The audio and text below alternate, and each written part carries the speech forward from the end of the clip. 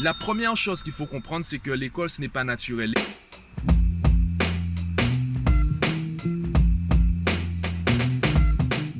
Yo, je sors à peine d'une séance avec un élève et je me suis dit autant faire une vidéo puisque hier, il y a un parent qui m'a posé une question et c'est vraiment aujourd'hui en discutant avec mon élève que j'ai compris le véritable intérêt de la question et surtout le véritable intérêt de la réponse.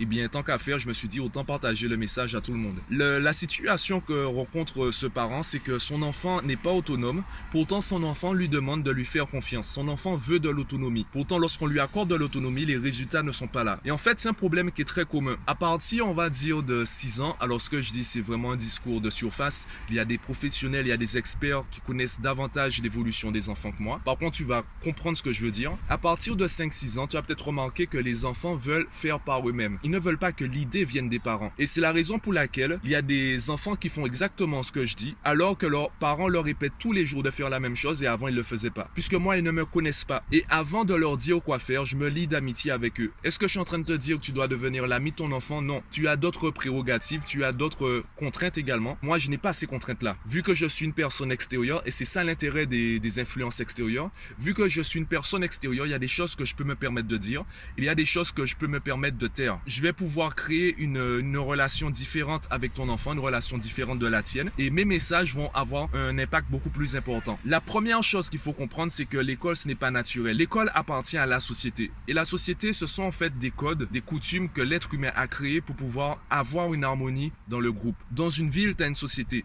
Dans un département, tu as une société. Dans un pays, tu as une société. On parle de patriotisme. Tu auras une culture différente. Tu auras des codes différents. La politesse n'est pas la même au Japon et en Guadeloupe ou en France ou aux États-Unis. Ce ne sont pas les mêmes codes. Ce ne sont pas les mêmes coutumes. Et l'école fait partie de ces codes. Ce n'est pas naturel pour un enfant d'aller à l'école, ce n'est pas naturel pour un enfant d'aimer aller à l'école. La première chose que tu dois travailler, ce n'est pas l'autonomie, c'est la motivation. Je te prends un exemple simple, les coachs sportifs. Aujourd'hui, tu as toutes les informations, tu as même les programmes sportifs des célébrités sur Internet. Tu veux un programme sportif, tu vas sur Google ou YouTube, tu en trouves un en moins d'une minute. Pourquoi il y a encore des coachs sportifs? C'est parce que le programme sportif, c'est la dernière chose dont tu as besoin en sport. La première chose dont tu as besoin, c'est de motivation. Et l'intérêt du coach sportif, c'est que tu t'engages auprès d'une personne extérieure. Tu n'as plus besoin de gérer l'autodiscipline. Tu as juste besoin de respecter tes engagements. Si tu es quelqu'un qui respecte ses promesses, qui tient ses promesses, qui respecte ses engagements, bien tu iras à la salle de sport puisque tu as pris rendez-vous avec le coach. La deuxième chose, c'est que le coach, en plus d'être présent, tu vas pouvoir profiter de l'enthousiasme du coach. Tu verras également les résultats. Généralement, on préfère un coach sportif qui est lui-même sportif plutôt qu'un coach qui a besoin de davantage de régime que nous. Donc, il y aura cette sélection. C'est peut-être uniquement du visuel, c'est peut-être des préjugés. On va préférer des personnes, des coachs qui ont déjà les résultats qu'on veut atteindre.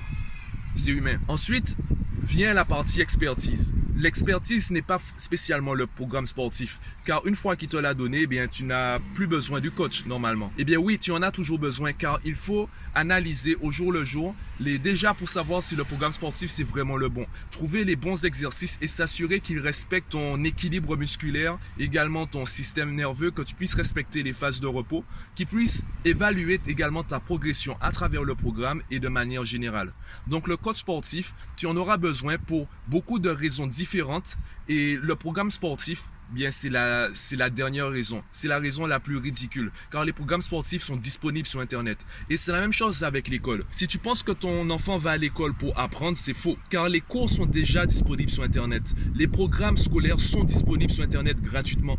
Tu tapes sur YouTube, disons que ton enfant est en 4e, tu tapes cours mathématiques 4e sur YouTube, tu vas tomber sur des vidéos, sur des cours de collégiens, voire de professeurs, d'étudiants, etc. sur les mathématiques, le français, l'histoire géo. Donc, pourquoi ton enfant va à l'école? Je te rappelle, en France, l'école n'est pas obligatoire. Ce qui est obligatoire, c'est l'instruction. En France, tu as les écoles publiques, tu as les écoles privées, tu as les écoles hors contrat, tu as également l'instruction à domicile avec le CNED. Alors, pourquoi tu envoies ton enfant dans une école publique où les professeurs font grève chaque année car il n'y a pas assez de moyens, il n'y a pas assez de temps? Il y a des réformes comme même les professeurs qui sont les premiers acteurs de l'éducation nationale, il y a des réformes que même eux, ils ne comprennent pas. Donc, pourquoi c'est là que tu envoies ton enfant? En plus, il est dans des classes surchargées. Il est dans des classes où ou il est parfois victime de harcèlement scolaire. Pourquoi tu envoies ton enfant dans ce cadre-là et en plus tu lui mets la pression pour qu'il travaille et qu'il ait de bons résultats? Eh bien, si tu veux qu'il ait de bons résultats, le travail est à faire en dehors de l'école ou même avant l'école. Tu veux que ton enfant soit autonome, ce n'est pas à l'école qu'il faut travailler son autonomie, c'est bien avant dans ses habitudes quotidiennes. L'exemple que j'adore, c'est les jeux vidéo. Alors oui, les enfants passent trop de temps sur les jeux vidéo. Le plus important aujourd'hui, c'est que les compétences que tu demandes à ton enfant d'avoir à l'école, il les a et les utilise dans les jeux vidéo.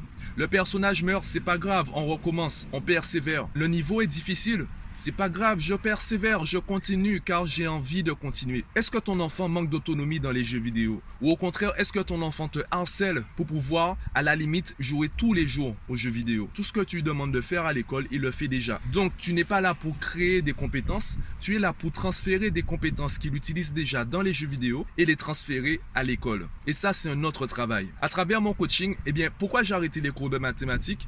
Eh bien, il y a trop de concurrence. Pourquoi je vais continuer à parler mathématiques? Tu veux progresser en mathématiques? Va sur YouTube. Il y a des sites. Allez, je t'en donne un en particulier. Khan Academy. C'est un site et une application sur lequel ou laquelle, le site, l'application, comme tu veux. Les cours sont vidéo. Il y a même des cours écrits. Les exercices sont à faire sur le site ou sur l'application. C'est une application que ton enfant peut utiliser même à la plage. Tu le laisses faire des exercices. Il va progresser tout seul.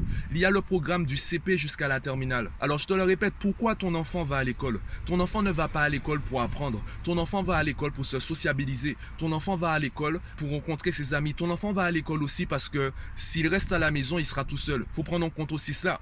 Passes ta journée à ton travail. Tu n'as pas envie que ton enfant soit tout seul à la maison. Tu as envie qu'il soit dans un cadre où il y a des adultes qui peuvent le surveiller, qui puissent créer des liens sociaux. Tu as également besoin qu'il y ait non pas des profs, mais plutôt des coachs dans la matière qui puissent le guider vers la maîtrise des notions. Alors pourquoi on parle encore de profs et on parle pas de coach? C'est parce que les enfants ne sont pas motivés à apprendre. Donc si tu veux que ton enfant progresse, arrête de voir les professeurs comme des professeurs, commence à les voir comme des coachs. Fais en sorte que l'école soit la cerise sur le gâteau. Fais en sorte que ton enfant travaille déjà à la maison, qu'il prenne du plaisir à travailler. Il y a un conseil que je donne à tous les parents, et bien c'est trouve des amis pour ton enfant. Comment ça se fait que les enfants aient des amis à l'école, ils aient des amis au foot, ils aient des amis à la danse et ce soit des compartiments étanches? Où est passée l'époque où les enfants se réunissaient pour réviser ensemble? Est-ce que ton enfant travaille en dehors de l'école avec d'autres enfants? Moi, quand j'étais au collège, ce qui m'a permis de progresser le plus en mathématiques, c'est pas les cours des professeurs. J'ai rencontré d'excellents professeurs, c'est pas eux qui m'ont fait progresser. Ce qui m'a vraiment fait progresser, c'est que je travaillais avec des amis. Comme j'avais une certaine facilité en maths, c'est plus moi qui les aidais que le contraire.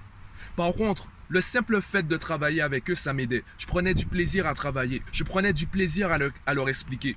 Et le simple fait de faire l'effort d'expliquer, ça me poussait à travailler le cours. Tu ne peux pas expliquer quelque chose que tu n'as pas compris.